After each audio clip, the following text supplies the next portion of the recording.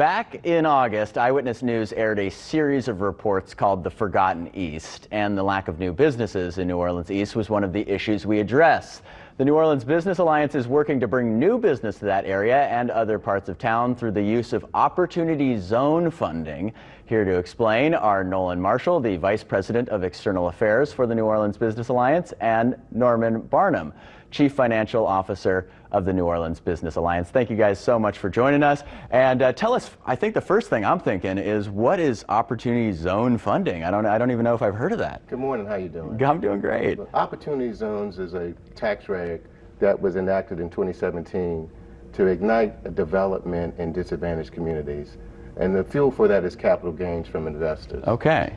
And so how can we use that in New Orleans East to get some new businesses? I know lots of folks out there just want more grocery stores, maybe less of the big box stores. Is that, how do we use that funding? Well, basically our opportunity zones, we have 25 of them in the city. New Orleans East is one of our specific zones, and it's unique in and of itself. We've utilized Buxton, it's a retail software analytics, to really look at the Opportunity Zone possibilities in New Orleans East and tell our story effectively about the retail that is appreciated and needed there. And so how do you go about getting these businesses? What kind of businesses specifically are you looking for?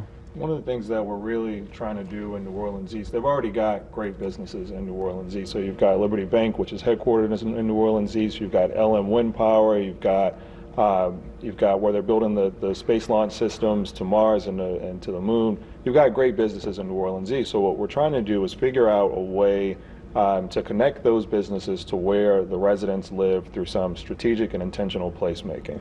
How do we make New Orleans East that sort of vibrant, walkable, bikeable neighborhood with retail that other communities have? And I know just from doing stories over the last couple of years with folks out in New Orleans East, they often say, you know, oh, I've heard that plan before. You know, how do we know that this plan is really going to work and really make a difference for folks in that part of town? I think our intentionality in the use of data. The data analytics that we've applied both with Buxton and also other forms to make sure that investors realize the consumer profiles of New Orleans East are similar and vibrant to other areas of the city that you would not think. And this counteracts the notion that it's not ready. Effectively right now, it's our ability to tell that story and to drive investors to that area because the residents are ready and actually the market is ready also. So all that's ready, but when do you think you might really see some difference being made for neighbors in the Opportunity Zone space? We're really looking at possibly the third quarter of 2020. It's taken some time for the program to get under its legs under it, but the investment is going to roll. The first wave of investment has been in real estate. The second wave we anticipate in businesses, and the third in infrastructure. But we're being very intentional with retail. At the Business Alliance, one of the things that we're really intentional about is we have our Strategic Neighborhood Development Team, which is a team of 3 folks that work alongside the community to build up retail and to build up opportunities in that community and to create these places where retail and other investment will want to flow to. And you describe it as a wave. That's an interesting analogy because I think, do you think, I guess is the question, that it could act as sort of a wave, and so as soon as you get one new business in there, the next one is coming in, and it just starts a tidal wave of so to speak. Look, once we need one. Once we get one transaction, bring it to close, yes, there will be following. And the public investment has already been made, and it's now time for the private investment to follow. Excellent. Guys, thank you so much for joining us. It's a very important topic. I appreciate you taking some of your morning. Just going to get you out of here on this one.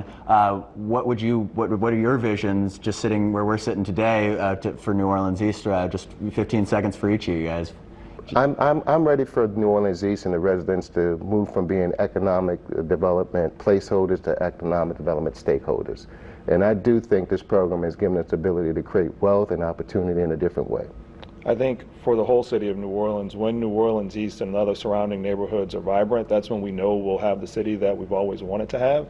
And so for me, it's connecting the public investment that's already taken place, over $300 million of public investment in New Orleans East, to opportunities that can come through that opportunity zone. Excellent. Thank you guys for joining Thank us. you. I appreciate it. We have a little bit of information for you here. If you're interested in learning more about the benefits of an opportunity zone for your business, the New Orleans Business Alliance Workshop is Tuesday, November 19th at the Jung Hotel on Canal Street. There is a registration fee, so log on to their website, nolaba.org, for more information, and we'll be right back.